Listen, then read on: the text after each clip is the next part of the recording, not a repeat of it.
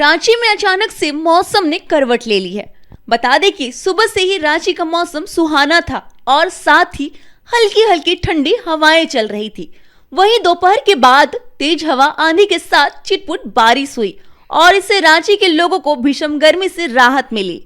मालूम हो कि रविवार तक रांची का तापमान हाई था और लोगों को हीट वेव का सामना करना पड़ रहा था, लेकिन मौसम के बदलाव से लोगों को थोड़ी राहत मिली है।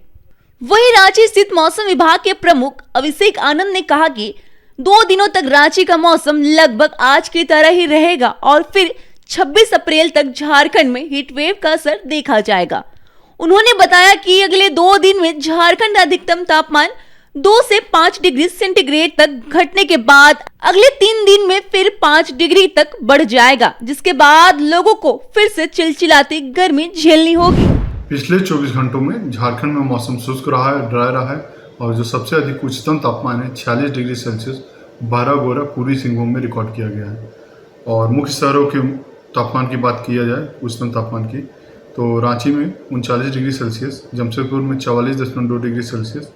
डाल्टनगंज में 42.4 डिग्री सेल्सियस, बोकारो में 42.5 डिग्री सेल्सियस, चाईबासा में 42.8 डिग्री सेल्सियस, देवघर में 41.7 डिग्री सेल्सियस, सरायकेला में 44 डिग्री सेल्सियस, गोड्डा में 43.6 डिग्री सेल्सियस रिकॉर्ड किया गया है। अब बात करते हैं कि आने वाले दिनों में मौसम कैसा होगा। तो 22 और 23 ये 2 दिन झारखंड में आपको आंशिक से पूर्णतः बादल और कुछ हल्की बूंदाबांदी के भी आसार दिखाई दे रहे हैं। अगर बात की जाए तो जो झारखंड के दक्षिणी भाग है, कोल्हान के भाग हैं, साथ साथ में जो मध्य भाग है, रांची समेत जो मध्य भाग है, वहाँ पे आपको कुछ हल्की वर्षा गर्जन वज्रपात के साथ में देखने को मिल सकती है और सतही हवा जो है वो थोड़ी सी तेज चलती हुई आज दिखेगी और गर्जन वज्रपात के समय हवा की गति 30 से 40 गस्टिंग टू 50 किलोमीटर प्रति घंटे के हिसाब से भी जा रही है। तो ये आपको 22 और 23 में इसका असर देखने को मिलेगा, जिससे जो अधिकतम पारा जो काफ़ी बढ़ा हुआ था उससे काफ़ी निजात देखने को मिलेगी और जो उच्चतम तापमान है वो अभी अगले 2 दिनों में उसमें आपको 3 से 5 डिग्री, कुछ जगह 6-7 डिग्री तक भी गिरावट देखने को मिलेगी। तो इससे थोड़ा सा ज़रूर झारखंड वासियों को आपको थोड़ा सा रिलैक्स ज़रूर होने का मौका मिलेगा और रिप्राइव मिलेगा गर्मी से। और बात की जाए तो ऐसा क्यों हो रहा है, तो नॉर्थ ईस्ट असम और नॉर्थ ईस्ट बांग्लादेश में एक साइक्लोनिक सर्कुलेशन बना हुआ है, जिसकी वजह से जो मॉइस्चर है वो बंगाल की खाड़ी से झारखंड की तरफ भी आ रहा है, जिस कारण से हमें ये बादल और हल्की जो बारिश है उसकी संभावना जताई जा रही है। और बात करें तो फिर उसके बाद क्या है 22-23 के बाद में, तो 25 और 26 में